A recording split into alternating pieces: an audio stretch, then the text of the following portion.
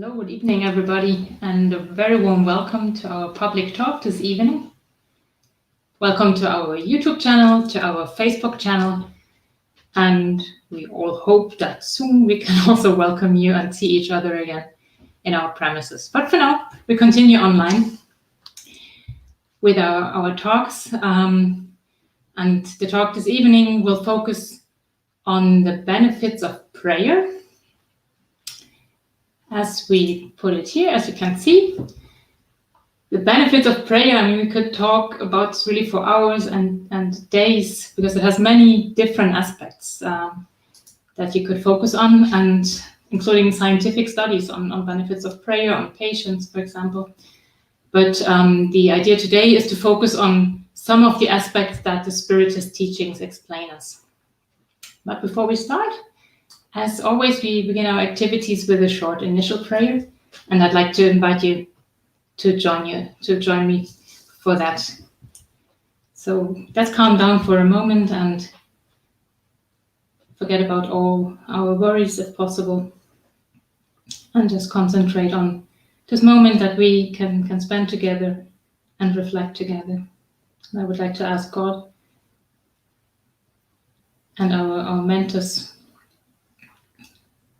for their guidance this evening, thanking them for the opportunity that we may reflect together on this important topic,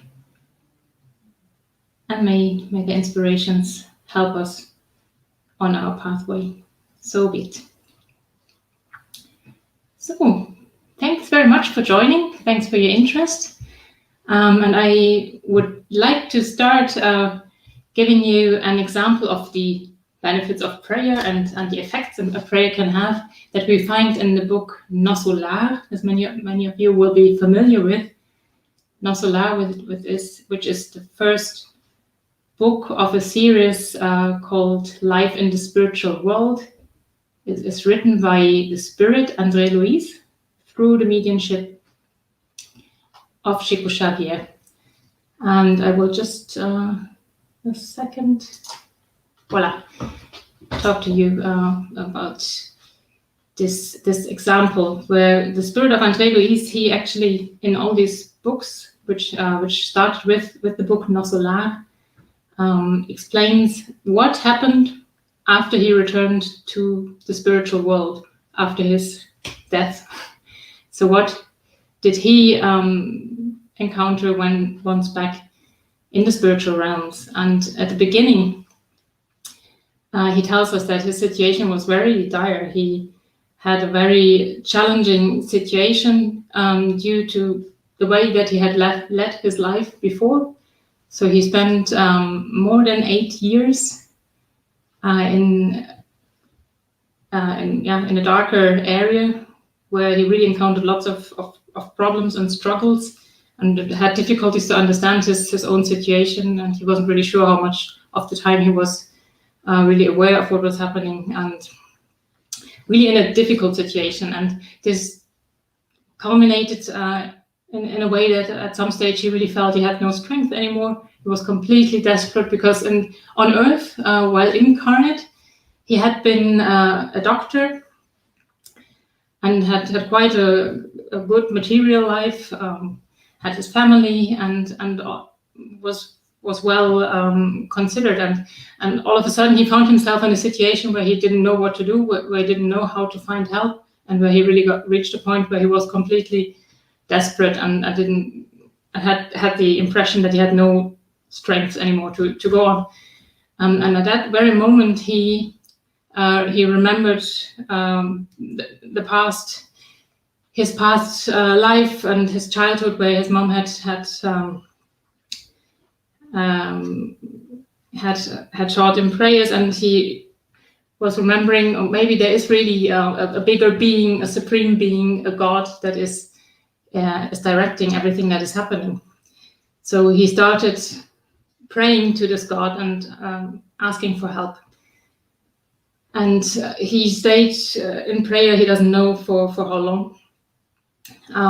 But after a while, he stopped and was wondering if someone is out there, if someone can hear him, if there is this higher being that will help him, or if he is completely forgotten.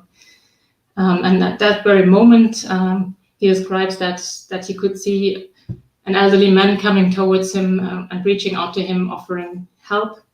This man was called Clarencio, and he was in the following steps on his pathway. He was his mentor, helping him to move on while in the spiritual world, or after returning to the spiritual world. But he was only able to see him after having asked for help and after having lifted up his mental attitude and his vibrations to God. After that situation, Clarencio and other spirits help him to move to an astral city, to a place in the spiritual world, which is called Nosolar, which is the name of the book. And there he gets the help that he needs. And first he goes into a hospital and is being treated for what was needed. And there he had the chance to talk about what had happened at the day where he prayed and where he received all this help. The person taking care of him, a young man called Lysias, he explained what had happened. Because André also was wondering where his family members are, the ones that had already returned to the spiritual realms much earlier. For example, his mom and his dad. And he was wondering, why are they not visiting me? And in that conversation, Lysias explains to him, well, actually, your mom had been taking care of you from the moment where you were still sick, while in the material life, where you were in hospital being treated, and once you passed away or passed over to the spiritual realms, she continued and tried to help you where she could, and she actually reached out to Nosolar and asked Clarencio, this gentleman who helped him, for help, and Clarencio tried to help André much earlier already, and he had been there. But as long as André was still involved in his, let's say, the material way of thinking, he was not able to see that help that was available all the time. And Lysias explained to him, only after that heartfelt prayer that you did, where you lifted yourselves up, where you changed your vibrations, you were able to see the help that had been there all the time. And as Lysias put it in a very beautiful way, that the proud earthly doctor finally recognized that there was something bigger than himself. And in that case, you can see that prayer made all the difference in this situation for him. And Spiritist literature, the books written by André Luis, but also by many other authors, we find many examples of the effect that a prayer can have, both not only for spirits in the spiritual world, but also for incarnate beings as ourselves. Many beautiful examples. And in all of them, we see that every prayer that is sincere, that sincerely lifts itself up, receives an answer. And if prayer is such a powerful tool, let's take a closer look at what the Spiritist teachings tell us about prayer. Both the Spirit's book and the Gospel, they contain a lot of information about prayer. And for example, also a definition of what prayer is, and I can share that with you. And I can see Joaquin has joined us. Good evening, Joaquin. I'm very happy to see that you're with us. Very warm welcome.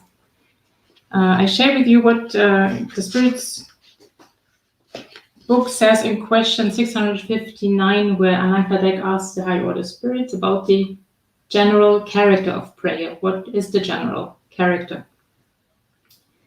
And the high order spirits reply that prayer is an act of adoration. Praying to God is thinking of him, drawing nearer to him, putting oneself in communication with him, with God. And through prayer, one may accomplish three things: to give praise, to make a request, and to express gratitude. And when we read this reply, if you call God God, or if you accept the existence of a supreme intelligence, or if you want to call it the universe, it doesn't matter at all whom you lift or where you direct your thoughts when you pray. It's the same principle. But the idea is to get into communication with this higher intelligence that exists and that is the cause of all things. And as the Spirit's book teaches us, the supreme intelligence, the first cause of all things. Getting into communication in order to either to praise, to say thank you for what we received, and also to make requests. I think that the latter part is the one that we know best, to ask for all sorts of help, and which I think is still very natural in our state. So that's the definition that the Spirit's book gives us. Now as we are aware, there are many ways to pray, many forms, many outward forms that we see in the different religions, different philosophies, if we wish. Now, which is the right way to pray? And also, for that question, we find many replies in the basic books of the Spiritist teachings. For example, on question 658 in the Spirit's book, where the Spirits explain us, a prayer is always pleasing to God when offered from the heart, for intention is everything to Him. That's the most important part, and obviously who would we be to judge which way of praying or which ritual would be right or wrong. If you're talking about the connection with that higher being, it cannot be different than it is explained here, at least from my understanding.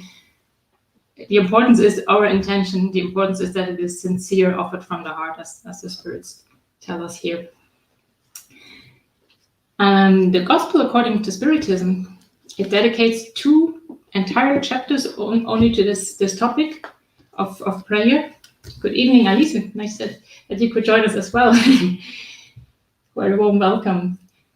So so we have to chapter 27 and 28 of the Gospel according to Spiritism, talking about prayer.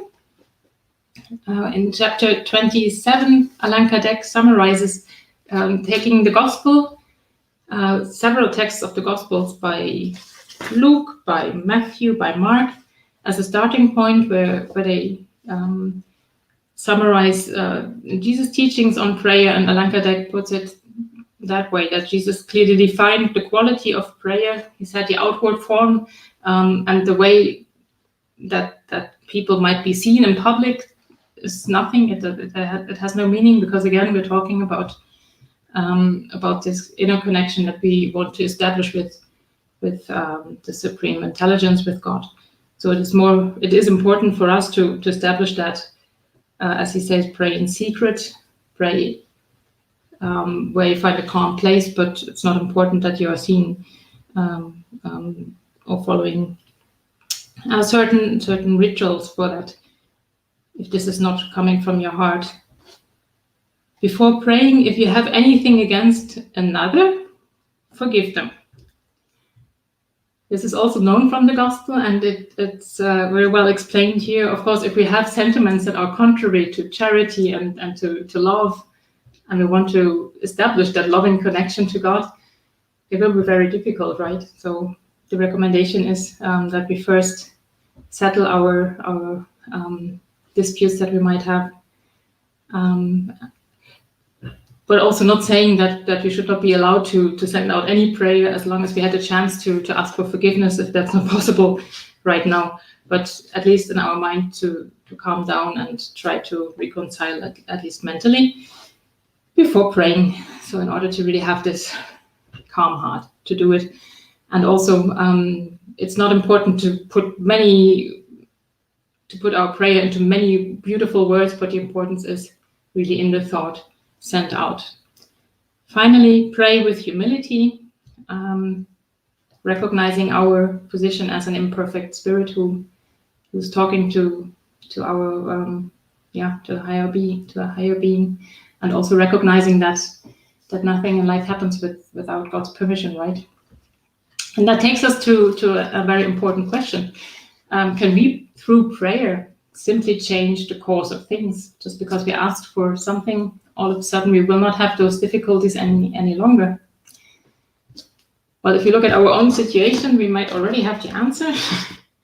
That's not that easy, and in the Spirit's book we find an explanation on that in question 663. where Allan Kardec also had asked the high order spirits, can the prayers we offer for ourselves change the nature of our trials and change their course? And I will just summarize from that very comprehensive reply, where the spirits teach us, your trials are in God's hands. And there are trials that must be endured to their term. Prayer, however, brings good spirits to your side who provide you with the strength to endure your trials with courage, making them seem less hard. So that's a very important difference. If we remember why we are here in the first place, why are we here incarnate on earth? We learn we are immortal spirits who are here in order to progress, in order to learn, and that based on the law of action and reaction, or cause and effect, we are currently living the result of our former actions. And knowing that we are still in a very imperfect state, we do still have a lot of lessons to learn. We still have a lot of atonements to go through due to former mistakes that we may have committed. And often we have asked for certain challenges, for difficult situations, in order to atone for our past wrongdoings, and also to learn what we need to learn. So if it was just that simple that we could ask God, oh, please spare me of that challenge, and the trial would be gone, then also the opportunity for us to learn would be gone in the same way. So this is, just a thought on why it's so logical that, and we see it, that nothing miraculously will be taken away from our pathway, but what we will always get, and this is what we learn from the Gospel and from the Spirit's book, what we will always receive through prayer is to find the courage, to find the strength to overcome these difficulties, or to face the challenges on our pathway, the necessary challenges. So we are stronger and get help by spirits who come to our aid if we ask for it. So this is the effect of prayer, rather than taking away the hurdles on our pathway. In the Gospel, we find an example in chapter 27, item 8, where Allan Kardec explains this. For example, let's take a person who is lost in a desert. They're completely thirsty, fainting, having lost all the strength, and then they ask God for help and wait what's going to happen. And through that prayer, what happens is that a good spirit suggests that person the idea of picking themselves up and taking one of the paths that they see in front of them. So take the left one or take the right one. And the person feels that impulse all of a sudden and follows that advice. They get up and discover not far away a stream where they can then find some water. So you can either now, if we have faith, thank God for having helped us in that situation, or as he says, well, if we don't have it, we will probably attribute that to ourselves and say how lucky we are and good that we took this decision. But this shows us how help gets to us, because we can transfer this to any difficult situation that we may be in. When we ask for help, this may come really in very unexpected ways, and it may be through some inspiration, it may be through a helping hand, someone who has been inspired to contact us in many different ways. And in the book by the Spirit of Emmanuel, also written through the mediumship of Chico Xavier, the book is called Thought and Life. Oh, sorry, now you can see it, hopefully. There is a chapter which focuses on prayer, and where I found a very beautiful description of what happens when we pray. And I'd like to share a part of that with you, where he explains to us, to pray is to align oneself with the greatest source of power in the universe, to absorb its riches and to reflect the laws of permanent renewal that govern the foundations of life.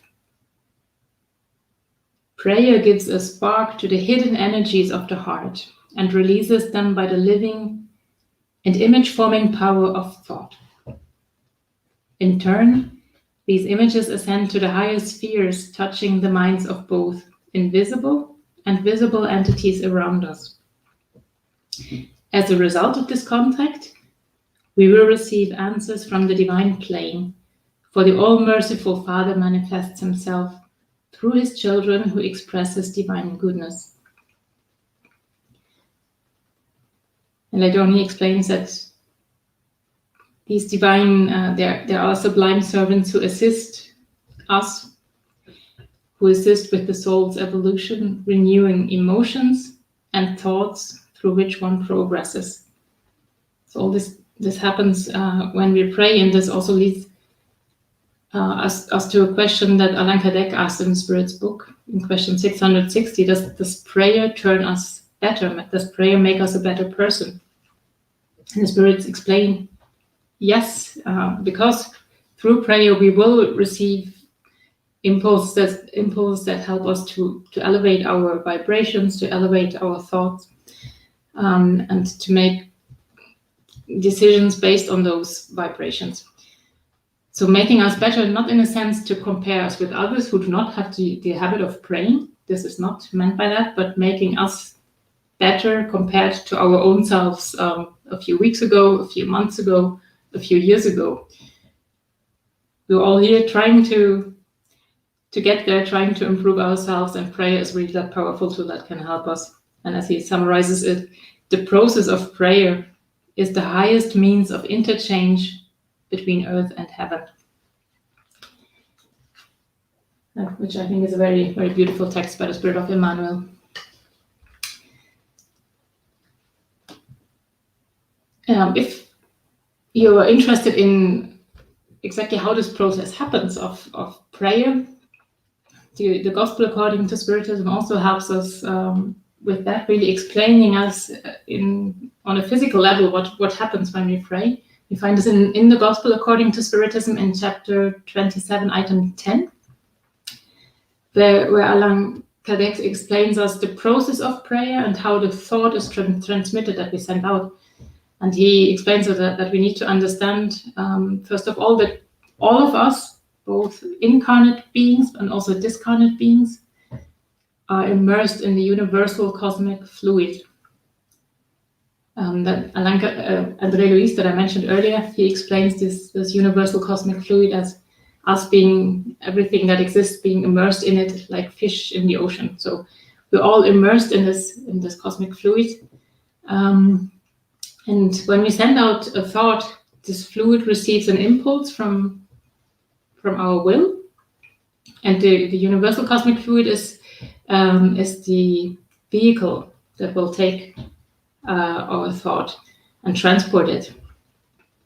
So, as the Gospel explains us, when a thought is directed at someone through prayer, for example, we establish a fluidic current between ourselves and that other spirit, be they incarnate or discarnate, and our thoughts are being carried through this universal cosmic fluid, like the air would carry the sound waves, or like the air is the vehicle of sound waves. But the difference is that while the sound waves are circumscribed, the universal cosmic fluid extends infinitely and takes our thoughts wherever they are directed to. So there is no limit.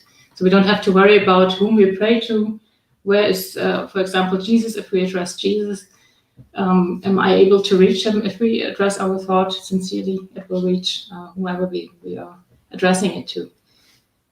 And as the Gospel also explains us, that the energy of this fluidic current that we establish, it depends on the force that is behind the thought and the desire that we address. And also one important aspect in that text is in the Gospel according to Spiritism, Allan Kardec reminds us that the results of prayer are always subordinate to God's will. Of course, nothing happens without God's permission, as he said, the supreme judge of all things. So it's not a wishing well, but we have to understand also our position as spirits on our pathway of evolution, right? So, yeah, summarizing that, through prayer, really we receive the assistance of good spirits. This is what we learn in all, both in the basic books of the Spiritist teachings, and then also in the complementary literature where we see examples for that. And they really sustain us in our good resolutions and help us to acquire new strength, new moral strength, to be able to overcome the difficulties on our pathway. And as the Gospel also summarizes, and that's a very important point, the power of prayer lies in the thought. It does not depend on words. It does not depend on the place where we are. It does not depend on a certain hour of the day. We can pray anytime. We can pray anywhere, alone or with others. We can pray on our way to work. We can pray on the bus. We can pray in our room. We can pray in a church, in a temple, in a mosque, wherever we feel, in nature, wherever we would like to pray. And it doesn't have to be complicated. It may just be a thought that we send out, just saying thank you for some favor that we received, for some help that we received, or just asking for help when we need it. And now I've talked a lot about the benefits a prayer can have for ourselves, but there's a very important aspect that I would like to add, which is the prayer that we can send out for others, on behalf of others. Prayer for suffering spirits, prayer for anyone who suffers, be they incarnate or discarnate. When we open the book Heaven and Hell, which is also one of the basic books of the Spiritist teachings, in the second part we find testimonials, examples of the state that spirits find themselves in after having returned to the spiritual world.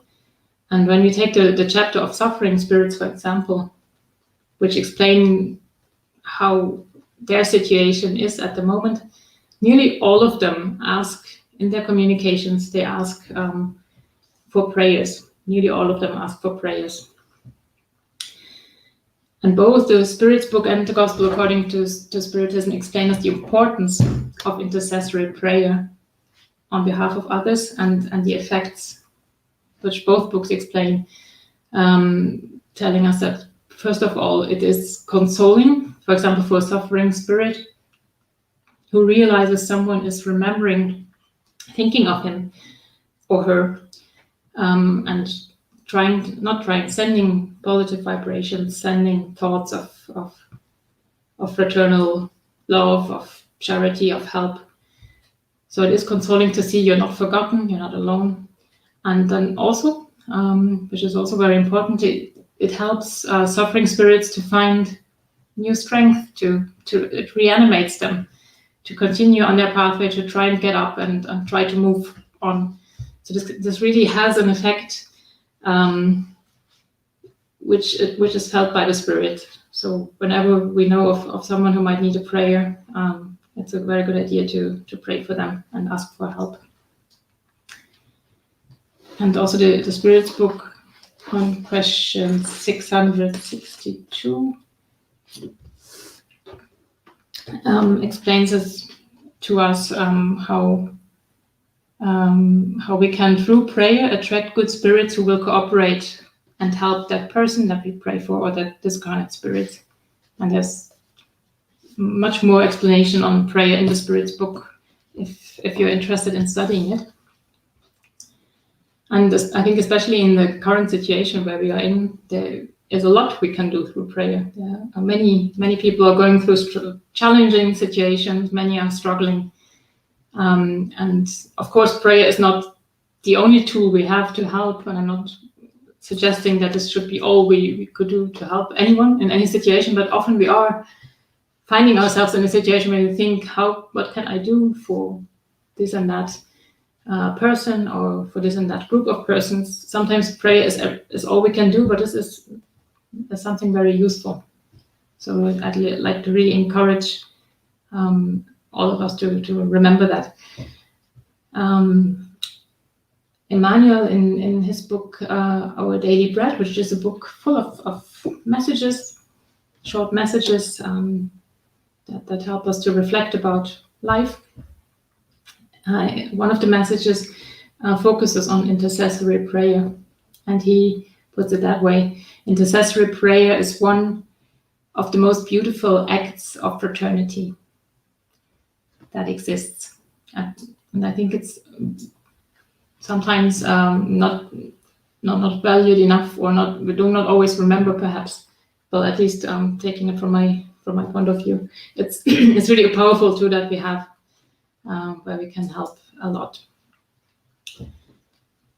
And just to mention it, the Gospel according to Spiritism has a whole chapter 28, which contains a collection of Spiritist prayers addressed to certain situations. But as Allan Kardec is very clear in the very first paragraph, it's not about giving us ready-made texts that we should read and follow completely, but it is about suggestions. As we learned earlier, the power of prayer is in the thought, so it doesn't really matter which words we use, but it's just a chapter that can help us to find a way of praying in certain situations.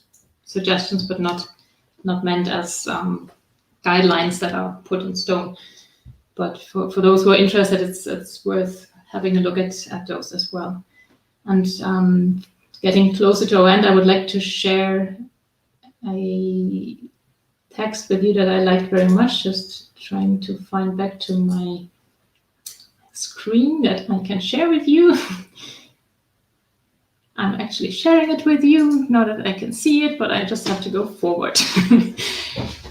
Okay, so this is a text by Joana de Angelis, also a spirit, who wrote through the mediumship of Divaldo Pereira Franco many books, and one of them is a very small one, also with messages that can help us a lot. It's called Living and Loving, and it focuses on prayer. And where she tells us, when men and women become aware of the power of prayer. No, you cannot see it. I'm struggling today a bit with technology. Excuse me, now you can see it. When men and women become aware of the power of prayer and the boundless and positive energies that flood through it, non-violence and understanding will govern communities and nations, furthering peace to all. I think that's a text that is worth meditating a bit about, and also based on the teachings we find in both in the Gospel and in the Spirit's book. And today I have the great pleasure to share with you the news about a book launch that happened yesterday. I learned about this today, so just in time to share it with you. About a book written by our dear friend Elsa Rossi in the UK, in London, Learning How to Pray, a book of prayers for children. So if you were wondering if something like that exists in English, it does, and I'm sure there are many other books. This is a book written from the Spiritist point of view. The paperback has been available already for some time and can be found on the website of the British Union of Spiritist Societies. There you can find information on how to order it. And yesterday, the Kindle edition was launched on Amazon, is now available. And yesterday was also the birthday of Elsa, the author of the book. So once again, happy birthday, Elsa, and really congratulations to that book, and I hope it can still help many families to find inspiration, and if you're interested in teaching your children how to pray, or how to naturally just establish that connection to a higher being that exists. And with that, I would like to thank you a lot, all of you, for joining us, for your comments. Thank you, Joaquin. Thank you, Alesi. And perhaps before we finish with our final prayer, I would just like to share again with you our activities that include the public talks So the public talks are still being held online, as I mentioned in the very beginning, both on YouTube and on Facebook. So we have them on Tuesday evenings at 8 p.m. Brussels time, either in French or in English, alternating. And on Saturdays, twice a month, we also have a talk in Portuguese at 5 p.m. And the easiest thing to be aware of which talk, which language do we have this week, just go to our webpage, please, and there you find all the information. You will find the links to our Facebook page, also to our YouTube channel. One of the two you found your way today, and also much more information, including also the basic books of the Spiritist teachings, because our website has been renewed recently, and now it also includes an English-speaking site and also books for download. So we're warmly recommended to take a look. So thank you very much for your attention.